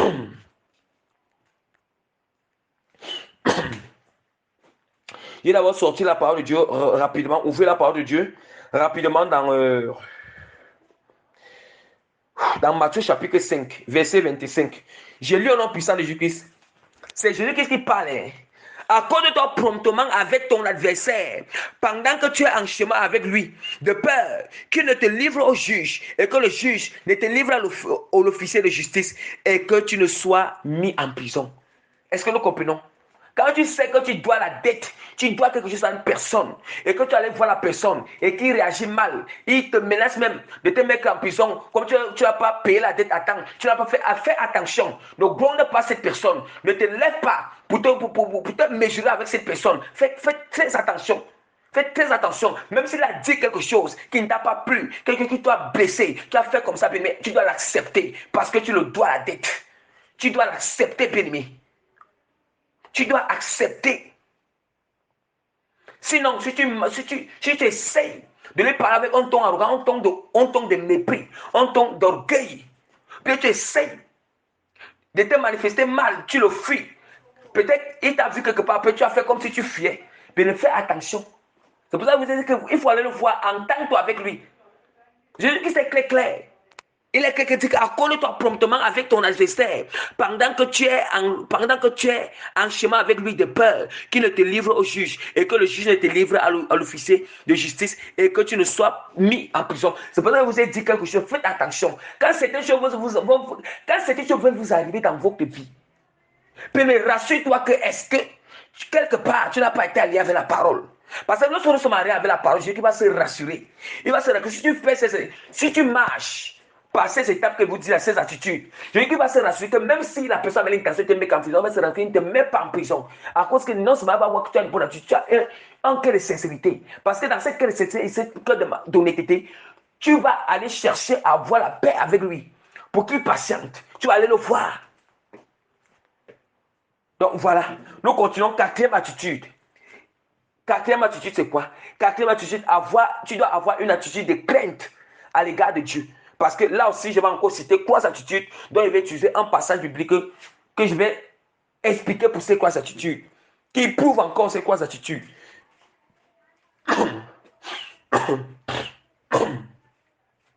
Quatrième attitude. Tu dois avoir une attitude de crainte à l'égard de Dieu. Du moment où vraiment tu es en train d'attendre que vraiment tu puisses rembourser l'argent de lui que tu n'as pas eu, vrai que tu es honnête, dans ton cœur tu es sincère, tu es disposé à rembourser. Ça veut dire que tu dois être dans une attitude ou dans une aussi de crainte à l'égard de l'Éternel, de crainte à l'égard de Dieu. 5e attitude, tu dois demeurer dans la sanctification. 5e attitude, faites attention. Lorsque tu sais que tu es sincère, tu es honnête dans ton cœur, Dieu même voit ton cœur, la sincérité, que tu es honnête et que tu es honnête dans ton cœur et que tu es disposé que lorsque tu auras l'argent, tu vas rembourser. Bien, mais ce que je peux te dire, c'est que ne sois pas couplé. Ce que tu dois faire en attendant, tu dois demeurer dans la vie de sanctification. Parce que dans la vie de sanctification, la vie d'obéissance à la parole de Dieu. Oui, continue à obéir la parole de Dieu. La vie d'obéissance à la parole de Dieu, la vie de prière. Pour favoriser à Dieu. Donc tout ça, le but, c'est que pour favoriser à Dieu et à planer son chemin pour qu'il te vienne en aide à rembourser la dette. Bien, mais je vais bien vous expliquer ça avec la parole de Dieu. Je vais lire là tout à l'heure. 6e attitude, évitez d'être troublé, inquiet, triste, incrédule et être dans l'atmosphère de peur. L'atmosphère de peur. Donc, ça veut dire que c'est dans un sens négatif, au point où, toutes ces choses, c'est qu'à dire que évitez d'être troublé à ce moment-là. Évitez d'être troublé, évitez d'être inquiet, évitez d'être triste, évitez d'être incrédule. Incrédule, ça veut dire que quand tu vois ta dette, tu vois que vraiment, tu ne sais pas si tu vas rembourser ça. Ça veut dire que tu doutes de Dieu. Ça veut dire que là, maintenant, quand tu doutes même ça, tu n'es même pas sincère. Tu doutes de Dieu. Évite d'être dans cette atmosphère. Évite d'avoir cette genre d'attitude. Et il faut éviter d'être dans l'atmosphère de peur. Parce que quand j'explique ces choses, c'est dans le sens que le sens est négatif au point où même ton intimité envers, au point où même ton intimité avec Dieu, au point même ton intimité avec Dieu, tu ne seras plus capable. Tu ne seras plus capable de travailler ton intimité avec le Seigneur.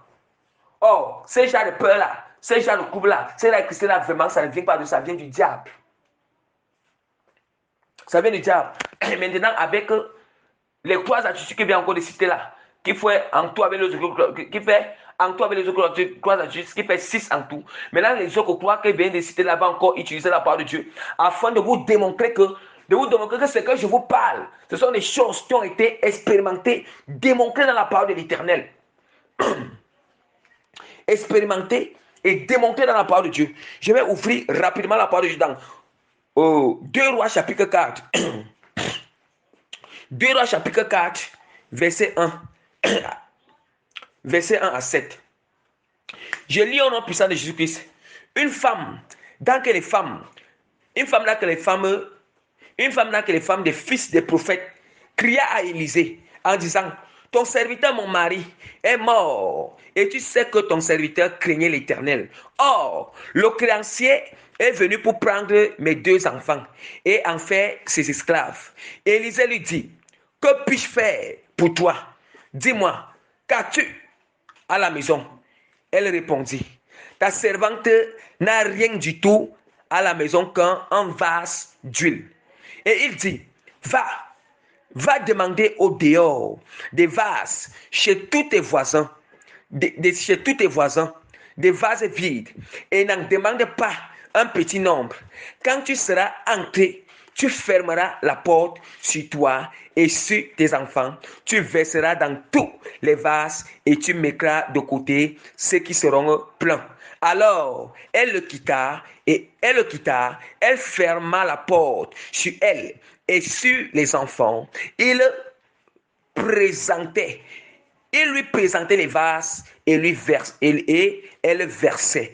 Lorsque les vases furent pleins, elle dit à son fils, présente-moi encore un vase. Mais il lui répondit, il n'y a plus de vase. Et l'huile s'arrêta.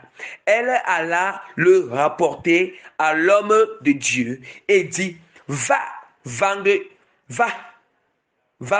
l'huile et paye la dette et tu vivras, toi et tes fils, de ce qui restera. Alléluia, bien-aimé. Écoutez très bien. Je dois entrer dans la profondeur de la prédication de ce passage. Alléluia. Bien-aimé, la parole de nous dit, je vais souligner là où c'est très important, le verset 1 jusqu'au verset jusqu'au verset 2. Je vais d'abord essayer de prêcher les profondeurs. La parole dit qu'une femme, dans que les femmes des fils des prophètes, cria à Élisée en disant, ton serviteur, mon mari est mort, et tu sais que ton serviteur craignait l'Éternel. Et le créancier est venu pour prendre les 2 enfants et en faire ses 2 enfants et en faire ses esclaves. Est-ce que nous écoutons très bien? Écoutons très bien, on dit que cette veuve, la veuve a d'abord crié à Élisée. Or, quand la veuve criait à Élisée, la veuve voyait Dieu. Il voyait la main de Dieu dans la vie. Il voyait la main de Dieu, la présence du Seigneur dans la vie du prophète. La présence de Dieu dans le prophète. En fait, ce n'est pas Élisée que la veuve voyait, mais il voyait la présence de Dieu. Et il savait que lorsqu'il va aller parler, expliquer la situation au serviteur, la situation à cet homme de Dieu, parce qu'il sait que c'est un homme de Dieu, il sait que Dieu maintenant va passer par cet homme de Dieu afin d'agir. Bien aimé, ici, ce n'est pas seulement dans le sens qu'il faut seulement aller voir un homme de Dieu, c'est dans le sens que toi maintenant, tu dois d'abord crier à Dieu. Écoutons très bien. Tu dois crier à l'Éternel. Et la parole de Dieu nous dit quoi? La parole nous dit que son mari avait la crainte de Dieu. Avant que son mari ne meure, le témoignage encore nous témoigne que son mari avait la crainte de l'Éternel. Je m'excuse. Son mari avait la crainte de l'Éternel. Est-ce que nous comprenons? Or, c'est à cause qu'il a crié, la veuve d'abord a crié d'abord à Dieu à travers le prophète de l'Éternel. Et de ce moment encore, bien aimé, écoutons les éléments qui font que Dieu maintenant agit favorablement. Et demande son mari avant de son vivant, il craignait l'Éternel. Ça veut dire que s'il est mort dans cette dette, ce n'est pas qu'il est mort dans une dette, il a été malhonnête. Il n'a pas été malhonnête. Mais on dit qu'il est mort. Il dit il est mort. Avant de mourir, il avait la crainte de l'Éternel. Il est mort dans la crainte de l'Éternel, bien aimé. Est-ce que nous comprenons? Est-ce que nous comprenons, bien aimé? Il est mort dans la crainte de l'Éternel. Ayant crainte en l'Éternel, bien aimé. Écoutons, il y a 2 éléments qui sortent. Et la part de Dieu nous dit maintenant que. Et la part de Dieu dit maintenant, et la part de Dieu que, et tu sais que ton serviteur est le créancier. Et la part de Dieu, Élisée lui dit, que puis-je faire pour toi? Que puis-je faire? Que puis-je faire pour toi? Dis-moi, qu'as-tu à la main? Qu'as-tu à la maison? Elle répondit, ta servante n'a rien du tout à la maison qu'un vase d'huile. Est-ce que nous comprenons la révélation? Ici, Cette vase d'huile, c'est quelque chose qui est physique. C'est l'huile qui est physique et le vase qui est physique. Mais en réalité, bien aimé, il y a une révélation sur cette vase d'huile. Il dit que ta servante n'a qu'à la maison un vase d'huile. Est-ce que vous connaissez ce que ça signifie? Ça veut dire que la veuve, elle n'avait pas les moyens pour rembourser cet argent. Ça veut dire que financièrement, matériellement, elle était pauvre. Matériellement, elle avait des manquements. Financièrement, elle avait des manquements. Elle ne pouvait même pas. La veuve ne pouvait pas rembourser les argent. Mais en réalité, la vase d'huile, autant pour moi, le vase d'huile qu'il avait dans la maison, ici maintenant la révélation va sortir. Je ne vais pas parler en sens physique. Le vase d'huile qu'il avait dans la maison, le vase c'est quoi? Le vase c'est vous maintenant les chrétiens là. Toute personne, toute veuve, que ce soit veuve ou pas veuve, ou chrétien, ou frère, que tu sais que tu dois de la dette, tu dois la dette à un créancier, tu dois la dette au prêteur, tu dois la dette à quelqu'un. Et c'est maintenant, l'Éternel va te donner un message que cette vase, le vase d'huile, bien-aimé, le vase d'huile qui était là, ce vase c'est ton corps. Et maintenant l'Éternel te dit, parce que la veuve n'avait rien, il n'avait pas de finances, il n'avait pas de moyens matériels pour rembourser la dette. Mais déjà la veuve avait la crainte de l'Éternel, déjà la veuve avait crié à l'Éternel. L'Éternel te dit aujourd'hui que l'huile maintenant qui est dans le vase, l'huile a représenté la sanctification. Ça a représenté la sanctification, la sainteté, bien-aimé, la prière, l'obéissance à l'Éternel. Et c'est ça maintenant, on dit que cette vase, Dieu qui était là, l'huile qui était remplie dans cette vase, c'est ça maintenant qui a, bien-aimé, qui a multiplié, bien-aimé, l'huile. Saint-Esprit de l'Éternel, c'est ça maintenant qui a multiplié l'huile. Et lorsque ça a multiplié, bien-aimé, on dit que l'huile a appelé les finances, l'huile a appelé les finances, le vase, et l'huile qui était dans le vase, ça a appelé les finances, ça a appelé les moyens matériels. Ça veut dire que Dieu te dit, si tu es dans une vie de sainteté, une vie de sanctification, une vie d'intégrité, une vie de droiture, une vie d'obéissance, une vie, bien-aimé, qui honore l'Éternel, une vie qui est fidèle à l'Éternel, bien-aimé, je te dis aujourd'hui, le Seigneur te dit que la dette que tu dois la, bien-aimé, si tu es sincère, si tu demeures dans ça, tu réfléchis là-dessus, le Seigneur te dit, par là maintenant, c'est ça qui va produire, c'est ça maintenant qui va appeler maintenant, qui va appeler bien, des finances matérielles pour que tu rembourses la dette. C'est seulement si tu es aligné, c'est seulement si tu es aligné, bien-aimé, c'est seulement si tu es aligné, bien-aimé, c'est seulement si, bien-aimé, si tu fais l'erreur, tu bafoues ces instructions, tu bafoues ces attitudes, tu fais comme ta tête veut, tu fais comme tu t'imagines, tu passes au temps dans le couple, tu passes dans l'inquiétude, l'incrédulité, l'atmosphère de peur. Mais tu ne peux pas, à part dire que celui qui doute que celui-là ne croit même pas qu'il va recevoir quelque chose de la part de l'Éternel. Est-ce que tu comprends? Il faut te rassurer. D'abord te repentir par rapport. Je ne sais pas dans quelle circonstance tu avais pris cette dette. Ou c'est dans une bonne circonstance ou dans une mauvaise circonstance. Déjà, le départ, c'est d'abord toujours la repentance devant le Seigneur. Et t'aligner avec ces instructions-là. Et faut être patient. Maintenant, nous passons sur d'autres attitudes.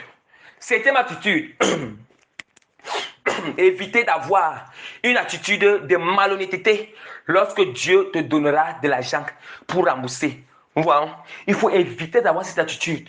Lorsque le Seigneur va te donner l'argent pour rembourser, évite d'avoir une attitude de malhonnêteté. Rembourse l'argent directement. 8e attitude, n'empruntez pas au mauvais chemin. N'empruntez pas au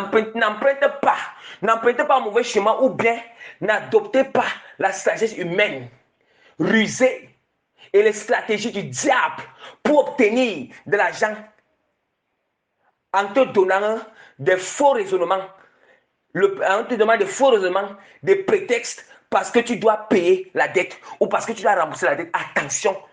Attention, bien-aimé, attention. Bien-aimé, attention, ne présentez pas ce genre d'attitude parce que Dieu ne se mélange pas. Dieu ne se mélange pas. Si tu fais comme ça, Dieu va te lâcher dans ça. Il va te lâcher. Attention, je répète encore très bien, c'est 8e attitude que tu ne dois pas avoir. N'empruntez pas un mauvais chemin ou bien n'adoptez pas la sagesse humaine rusée et les stratégies du diable pour obtenir de l'argent en te donnant des faux raisonnements des prétextes parce que tu dois payer ou tu dois rembourser la dette. Attention, Proverbe, chapitre 3, verset 5 à 6 nous dit quoi? Ah. Ah. Proverbe, Proverbe, Proverbe chapitre 3, verset 5 à 6 nous dit que confie-toi à l'Éternel de tout ton cœur et ne t'appuie pas sur ta sagesse. Reconnais-le dans toutes tes voies et il aplanera tes sentiers. Est-ce que nous comprenons la parole? Il dit que confie-toi à l'Éternel de tout ton cœur, de tout ton cœur, parce que pas de doute. Mais tu ne dois pas être inconstant ou inconstante dans la foi. Attention. Attention, bien-aimé. Bien-aimé, confie-toi de tout ton cœur. Quand tu dis que confie, fais confiance de tout, abandonne-toi totalement à Dieu. De tout ton cœur à l'Éternel. Et ne t'appuie pas sur ta sagesse. Vous voyez, c'est ce qu'il disait ici. Ne t'appuie pas sur ta propre sagesse pour dire que tu vas obtenir cet argent-là pour payer le prêt. Attention. Ne t'appuie pas sur ta propre sagesse. Reconnais-le dans toutes tes voies. Ça veut dire que toute voie là, ça veut dire que toute voie, Dieu n'a que dans toutes tes voies. Dans toutes tes voies que pour rembourser ses dettes. Même si tu veux utiliser une stratégie, soumets d'abord ça devant Dieu. Est-ce que Dieu approuve cela? Attention. Bien, mais attention. Attention, c'est pour ça que c'est ça. C'est pour ça que vous voyez que certaines choses, ça ne fonctionne pas. Certaines personnes, vous êtes là. Vous voulez que Dieu il vous aide à rembourser les dettes, mais vous n'êtes pas aligné. Voilà pourquoi Dieu, comme il vous aime, il est miséricordieux, il vous aime tant. Il a permis qu'il est passé vraiment par son simple instrument, moins que rien que je suis minable, que je suis dans cette chair corruptible, cette chair mortelle, cette chair d'imperfection, que Dieu utilise seulement juste pour venir véhiculer son message. Oui, parce que Dieu aime. Il a la compassion pour vous. Dieu voit vous souffrir. Vous voulez. Il a envie d'agir pour que votre dette soit s'acquittée, votre dette soit remboursée, votre dette soit payée. Mais là, maintenant, vous n'arrivez pas. Il y a des instructions, vous n'arrivez pas à s'allier. Peut-être vous n'avez pas encore découvert. Et voilà, Dieu a fait cette grâce. Maintenant, alors, la nourriture est là. Alignez-vous alors. Voilà la grâce, Dieu a fait grâce. Oh, avant d'abord que le physique se manifeste, d'abord que le spirituel soit aligné, soit le spirituel soit bien en place. Bien en place. Oui, neuvième attitude. Neuvième attitude. N'empruntez plus un prêt ou plusieurs prêts pour rembourser le denier, pour rembourser ce denier. Oui, puis n'emprunte plus un autre prêt ou bien encore plusieurs prêts pour rembourser le prêt que... Non, ne fais pas ça. Ça, si tu fais ça, ça veut dire que tu as le manque de foi en Dieu. Tu as le manque, ça veut dire que tu n'es pas aligné avec l'instruction de Dieu. Ça veut dire que n'empruntez plus un autre prêt ou plusieurs prêts pour rembourser le prêt que tu dois ou se donner de peur que tu sois coincé. N'emprunte pas de peur que tu seras coincé. La parole de Dieu nous dit quoi dans Proverbe? Proverbe chapitre 11, verset 15. Parce que j'aime toujours confirmer avec la parole. La parole dit que celui qui cautionne au cruit s'en couvre mal, mais celui qui craint de s'engager est en sécurité. Celui qui craint de s'engager est en sécurité. Il y a même un passage biblique même que j'avais oublié. Oh, il y a un passage biblique que j'avais oublié d'associer ici là. Ce passage est très important. Ça parle dans le sens que vous dites que n'empruntez plus. Il ne faut plus emprunter notre prêt. Il y a un passage qui parle dans Proverbe. Dans Proverbe ça, on ne doit plus, quand tu dois le prêt là, tu ne dois plus emprunter encore d'autres prêts sans d'abord rembourser les autres prêts. Or, pour rembourser, je vous ai dit comment tu dois t'aligner avec Dieu. Oui, dixième attitude et dernière attitude. Sinon que grand 2. Et après cela, l'enseignement va aussi terminer.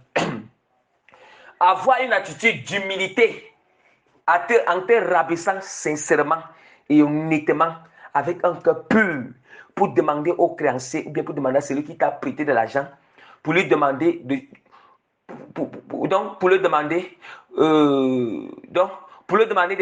non seulement pour le demander et le supplier de te patienter. C'est important. C'est très très important. Il faut le demander et il faut le supplier de te patienter. Puis, il faut avoir une attitude d'humilité en te rabaissant sincèrement et honnêtement. Et Dieu doit voir cela dans ton esprit, dans ton cœur. avec un cœur pur pour demander au créancier ou le supplier de te patienter. Non seulement d'abord, tu dois d'abord lui demander pardon et aussi lui supplier, lui demander de te patienter. Toi, tu ne regardes plus son attitude où il est fâché, il n'est pas fâché. Toi, tu restes calme. Déjà, même avec cette attitude, ça peut faire que ça peut casser, même s'il devait être fâché, même ça peut faire que ça va éradiquer cela en lui. Voilà pourquoi je vais ouvrir la parole dans Matthieu chapitre 18, verset 23 à 27. C'est pourquoi le royaume des cieux est semblable à un roi qui voulut faire rendre compte à ses serviteurs. Quand il s'est mis à compter, on lui amena un qui devait 10 000 talents. Comme il n'avait pas de quoi payer, son maître ordonna qu'il fût vendu. Lui, sa femme, ses enfants, et tout ce qu'il avait, et que la dette fût acquittée. Voilà. Le serviteur, se jetant à terre, se prosterna devant lui et dit, Seigneur, aie patience envers moi et je te payerai tout. Ému de compassion, le maître de ses serviteurs le laissa aller et lui remit la dette. Bien, est-ce que nous comprenons? Bien, est-ce que nous comprenons que à cause de cette humilité, à cause non seulement de cette humilité, que vraiment tu as supplié la personne, tu l'as demandé pardon qu'il te patiente. Oui, il était sur le point de te mettre en prison, sur le point de te faire d'agir mal. Mais à cause que toi-même tu es allé, tu as supplié, tu as demandé pardon, tu t'es humilié en disant que patiente-moi. S'il te plaît, je vais te payer ta dette, je vais te rembourser ta dette. On nous démontre que ce serviteur, on dit que le maître, on dit que cette humilité, cette pardon, on dit que cette humilité-là, cette supplication a poussé le mec à avoir la compassion à l'égard de cette personne. Non seulement le mec n'a même pas dit ok, je te donne le temps pour que tu vas me payer la dette, mais le mec a dit que ok, je te laisse même avec ses dettes parce qu'il a été ému de compassion. Ouais, à cause de l'humilité, à cause du pardon qui est sincère, à cause de l'honnêteté. Mais on ne conclut pas que nous ne concluons pas que, autant pour moi, nous ne concluons pas que c'est tout le monde qui va te dire que non, je te laisse la dette. Dieu fait grâce comme il veut. Mais comme le va dire que ok, non, je patiente. Il y a ce que tu vas me payer. Je patiente jusqu'à ce que tu vas avoir l'argent pour me rembourser la dette ou pour me payer ma dette. Pour me payer la dette que tu me dois. Voilà vraiment, on s'arrête là. L'enseignement s'arrête là pour aujourd'hui. Prochainement, nous allons continuer toujours avec notre grand thème, avec la partie 2. Et sur la partie 2, là, nous allons enseigner sur le grand 3 et le grand 4. Le grand 3 qui sera porté sur la restriction que Dieu donne aux créanciers, ça veut dire que le prêteur et les attitudes qu'il attend de lui à l'égard de l'emprunteur. Ça veut dire que Dieu aussi, il donne aussi les restrictions à celui aussi, le créancier. Le créancier vraiment, à qui vraiment on doit de l'argent, à qui vraiment on doit rembourser de l'argent. Dieu aussi lui donne les restrictions. Dieu aussi lui donne les restrictions, son comportement qu'il doit avoir et l'attitude qu'il doit aussi avoir à l'égard de celui qui lui doit de l'argent. Dieu aussi lui donne ses restrictions. Donc c'est comme ça. Donc il faut aussi connaître, les gens là doivent aussi savoir. C'est ça que nous allons prêcher prochainement avec toutes ces choses en appui et les passages bibliques en appui. Et nous allons aussi parler des types de dettes et aussi les conséquences, les types de dettes, sur le grand cas, nous allons parler des types de dettes et les conséquences vraiment, les conséquences lorsque vraiment on fait la malhonnêteté pour ne pas payer la dette. Soyez encore bénis dans le nom puissant de Jésus-Christ. Donc nous allons continuer avec nos enseignements. Prochainement, nous allons continuer avec l'enseignement, la suite ou bien la deuxième partie prochainement et achever aussi avec cette deuxième partie de notre enseignement, de notre grand thème. Soyez encore bénis dans le nom puissant de notre Seigneur Sauveur Jésus de Nazareth. Amen. Vraiment, nous acclamons notre Seigneur Jésus. Nous acclamons le roi des rois. Nous l'acclamons vraiment parce que lui vraiment qui nous fait grâce de nous donner vraiment les révélations des choses profondes. Comme ça, parce que ces choses-ci, moi, je ne connaissais pas toutes ces choses. Mais Dieu aussi m'a aussi fait grâce. Comme il dit, quand Dieu me fait grâce, vous allez faire grâce. Parce que la grâce de Dieu n'est pas personnelle. La grâce de Dieu, le don du Seigneur, ce n'est pas un don, ce n'est pas quelque chose qui doit être égoïste, ce n'est pas quelque chose qui est personnel, mais c'est quelque chose qui est collectif. Parce que Dieu nous donne les dons afin que cela soit pour l'utilité commune. Voilà. L'utilité commune de tout le corps de Christ soit encore béni, que la main de